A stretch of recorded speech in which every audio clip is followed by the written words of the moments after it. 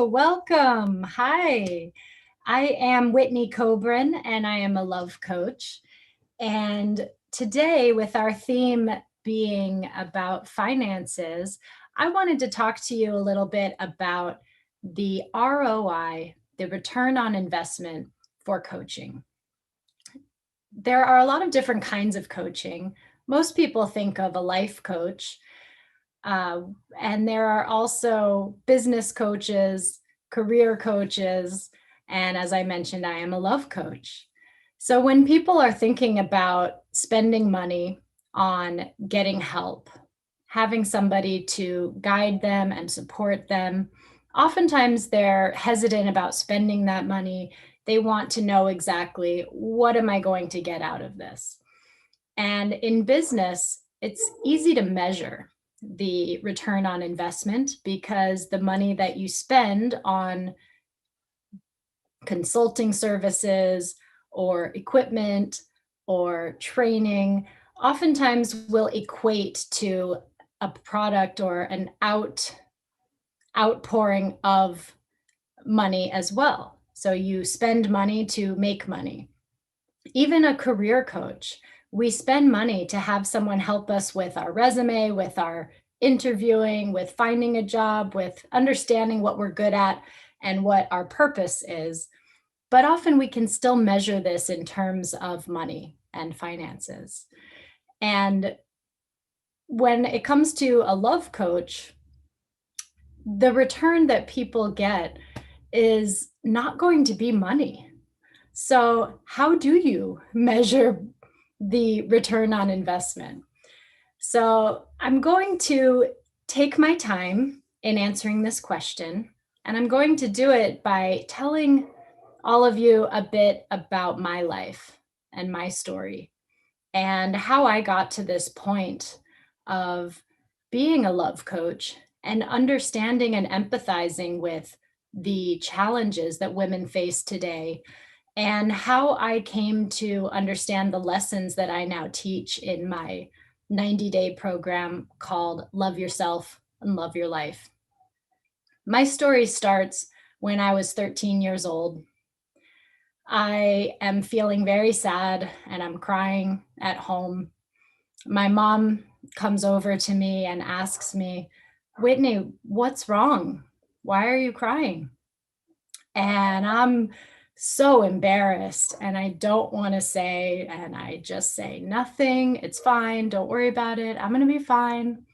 And my mom pries and asks me again, knowing that something must be wrong. And I finally tell her, "No boys like me." And looking back, I can laugh at that. But at the time, I really was feeling like I must not be good enough. I must not be as good as everyone else that seems to be getting this attention. And I know that this also stemmed from not having my father around. My parents divorced and we moved to another state, and I just didn't see him and didn't have him in my life for a long time. And it led me to this feeling of just needing the love and affection from boys or from a male. And I know that a lot of women out there can relate to this. And I find that several women that I've worked with are in this place currently. No one likes me. I'm not good enough.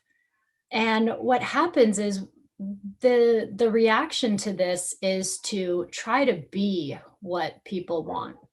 So this can look like the "I'll make you love me" pattern, where if this person says they want a brunette and you're blonde, you dye your hair. Or if this person says that they, will only date someone in a certain profession, that you try to be that, or that you try to do things for them to prove your value and prove your worth. For example, if you really like someone and you want it to work out and that person's not giving you a lot of attention, you might say, "Well, I'll come to your house and I'll cook and I'll clean up and I'll take care of you and I'll rub your feet." And it's really a desperate plea, even if the person doesn't want to seem desperate or feel like they are desperate. It is interpreted that way. So that's really where my story starts, and that was my first struggle and the first lesson that I learned, because throughout my teens and 20s, I felt this way. I felt not good enough. I felt like I just wanted someone. And so anyone that came along, I would go along with and give myself away or try to create some sort of connection. And I ended up pregnant and having my son at 24, which was really a wake up call for me in my own growth and maturity. And all of us get to this point where we realize, wait a minute, I don't know everything. My life's not perfect. And I know that there's something better. And for me, I didn't know about coaching. Gosh, I wish I had a life coach or a love coach back when I was 25. I took the long way. But I started reading books. I joined Audible, and since around 2007, I've been a member of Audible, listened to about one book a month that have tremendously helped my life. Um, and I had a realization that I didn't need to go along with just any guy that came along that liked me. I had the power to choose who I wanted to be with.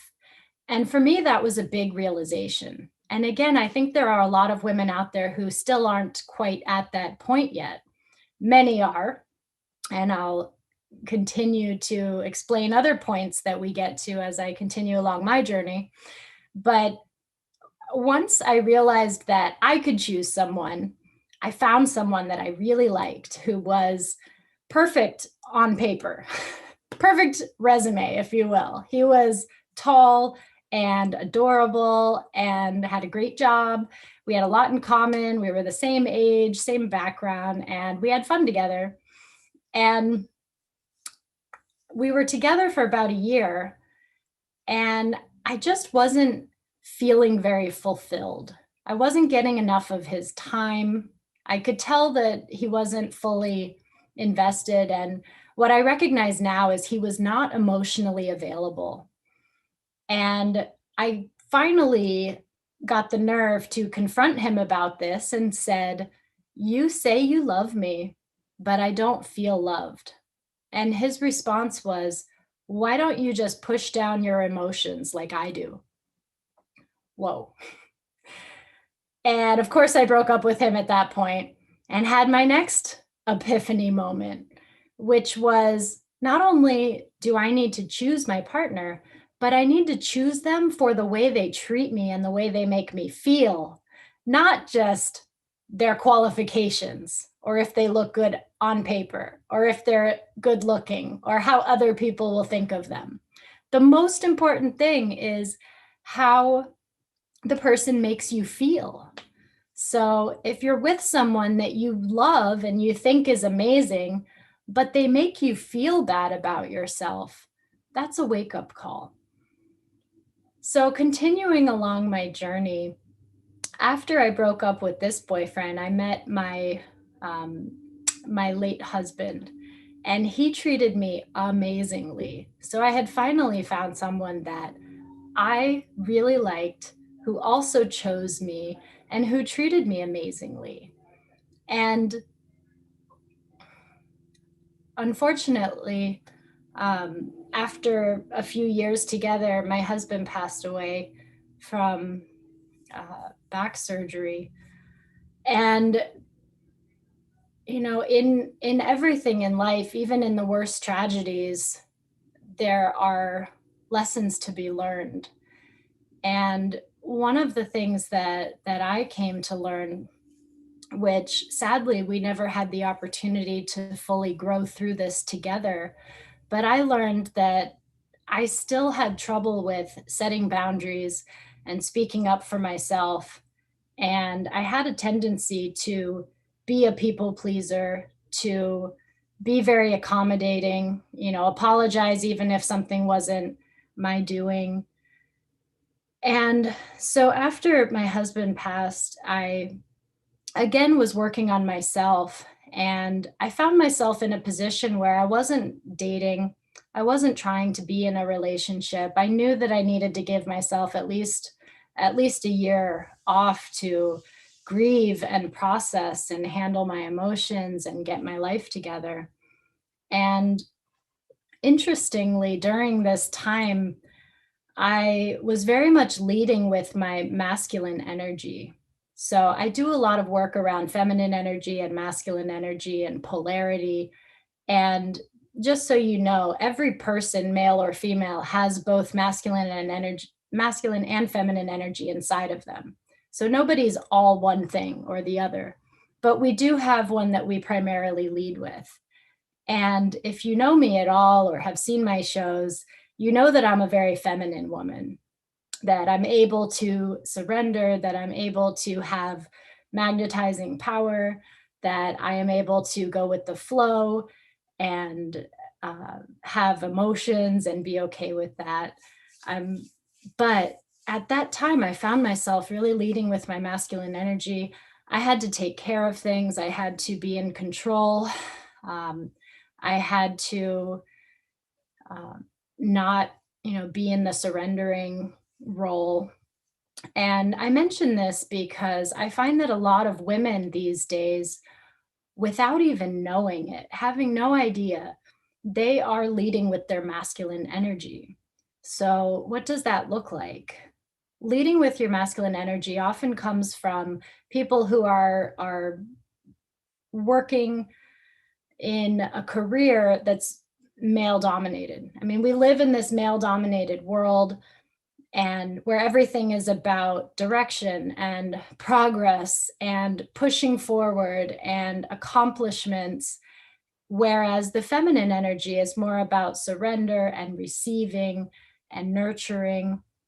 And so when people are constantly working and being praised for the things that they do in their career and their job, and whether that's getting a promotion or getting a new job or accomplishing something within their current role, this is great. As I mentioned, everybody has masculine and feminine energy. So women have this ability to tap into our masculine energy, to get things done, to accomplish and achieve. And the challenge comes, though, because they don't know how to turn it off. And they don't know that when you go on a date, if you want a masculine man, if you want a guy to fill that role, that masculine role, then the polarity concept requires that you take the feminine end of the pole in order to have that.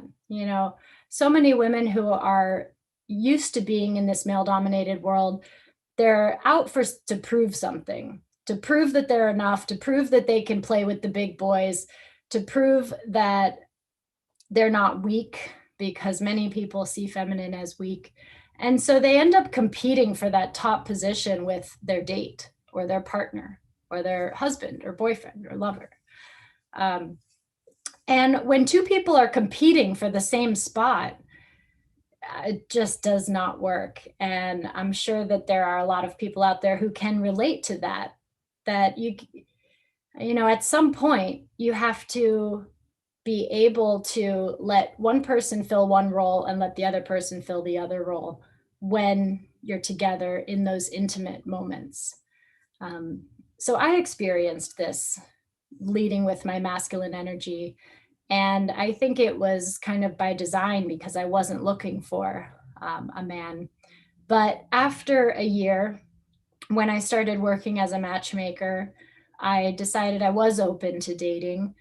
And that's when, I had taken the time off to really work on myself. And I was finally at a place where I didn't need anybody. I felt whole. I felt complete. I felt confident and comfortable in my own skin for the first time ever while dating. And it's no coincidence that in that moment of feeling confident, whole, complete, and not needy, that I met my now partner, who I've been with for over 2 years. Um, so that was my other epiphany was, it started with I don't have to just go along to get along. I don't need to just go with whoever chooses me, but I have the right to also choose the right partner for myself. And then it evolved to, okay, then I also need to make sure that that person is treating me the way that I deserve to be treated, that I have the relationship that I want to have, not just the person I want to have. And then it evolved to what makes a relationship work in the long run, the lasting. And that's having a balance between being able to love and accept and go along and be easygoing, but also to stand up for yourself, to speak up, to have boundaries, and to make those boundaries clear in a loving way. And then the next step of my own evolution was to really feel whole and complete as myself, and to know that I don't really need anyone, but that I do want someone, and that somebody who is on my same level and evolved and knowledgeable themselves, that that kind of partnership would really add to my own life and make it amazing, and not just fill a hole or fill a void that needed to be filled. So this journey has taken me to a place where now, over the past few years, as I've been working as a matchmaker and a love coach and learning about life coaching, that now I understand what it means to be in your body and to get out of your head. And so that is another lesson that has been hugely impactful on my own life, starting to meditate, starting to do a feminine flow practice, which I teach all of my clients. Um, and I've also learned um, just to accept my own feminine nature. We are emotional creatures, and I don't mean to prolong a stereotype, because there are stereotypes of, you know, women belong in the kitchen barefoot and pregnant in the kitchen. And I'm not a believer of these old stereotypes, but I do believe that what has happened with feminism has really made the pendulum swing far in the opposite direction. So men and women must have equal rights. And that's what feminists fought for in the beginning, was we both have the right to work, we both have the right to own property, we both have the right to vote, we have the same rights. But to say that men and women are exactly the same and that there's really no difference would be to deny science and biology. And not everybody fits into these categories. Maybe 80% of women are fully leading with their feminine energy, or identify as feminine, and maybe 80% of men identify as masculine. So there are people who are outside of those structures. But I think what our common belief in society is now is that almost everybody falls outside of that, and that gender is a social construct, and gender is something that we create and choose. And I know not everyone will want to agree with me, and that I'm maybe pushing the envelope here, but I will stand firm in my belief that most women are feminine, and most women are built the way that we're built because of our evolution. There the evolution the evolutionary process over millions of years has created not only our physical form, but our mental, and the way that our brains work. There is scientific evidence that men are more problem solving focused, and that women are more concerned, or women have structures in the brain that are more highly developed around nurturing and relationships and harmony. And so that's natural. And when we go against our natural way of being, we end up, out of our own alignment. And so I find that most of the women that I work with, they start out with goals like, I want to feel more relaxed because I'm stressed out, I'm overwhelmed, I'm unhappy. So they want to feel more relaxed. And that's definitely something that I've um, I don't want to say mastered, because of course I'm still growing and learning myself, but that I've really gotten a handle on is my own relaxation. Another thing that women want help with is they often just can't make relationships work. And I work mostly with single women. And single women will tell me all the time, oh, there's no good men out there. I just don't know how to choose them. My picker is broken. Or they find themselves in the same patterns over and over again. Um, if you want to know more about patterns, I've done a few other videos you can watch about the damaging dating patterns that women often repeat and fall into. Um, but one of the other goals that women often come to me with is that they want that partner. They want someone that's going to not cause them stress and anxiety in a bad relationship, but someone that's going to bring out the best in them and encourage and support and love them. And so the process that I take during my 90-day program, Love Yourself and Love Your Life, is not about finding a man, because what I have found is when you become the best version of yourself, when you become someone that can consciously choose your reactions and to be relaxed and to be happy and confident and to feel whole and complete, that your partner will show up. I do have another class that I teach about online dating and how to communicate and how to find that partner, and more about masculine and feminine polarity. But that's the advanced version. We have to start with the self. I do these programs. I do one-on-one individual coaching, but I also do group coaching with this Love Yourself, Love Your Life program. And the group coaching is really amazing too, because I get women from all different backgrounds and thoughts. And, I'll have one on one end who has, who doesn't have strong boundaries, who's been a bit of a pushover, who's a people pleaser. And on the other end of the spectrum, I'll have a woman who's type A, take control, very driven, accomplished. And when they're in the same group with each other, they illustrate my points so well, because these women recognize that not everybody sees the world the way that they do, that there is another perspective, and that being an extreme on either side of that spectrum can be damaging. And the goal there is to find a balance between being giving, generous, receiving, surrendering, while also having very firm boundaries and being able to speak up for yourself. So, through this program, the result is that people feel more comfortable, embodied, comfortable in their own skin, more at ease, more relaxed, less overwhelmed and stressed, and that they're able to date in a way that they've never been able to before, where they're having fun, they're enjoying themselves, they're relaxed, and the right kind of guys are showing up and sticking around.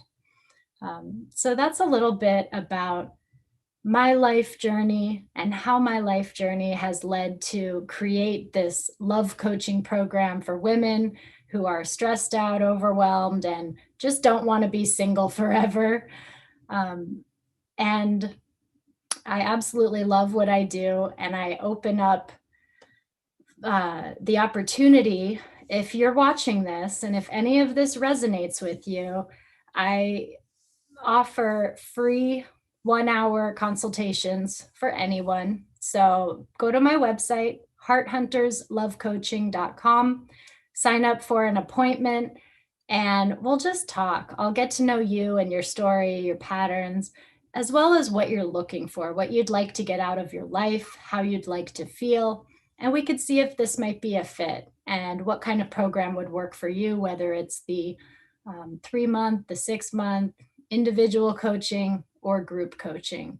But sending out love to everyone, and I hope to hear from you. Thank you.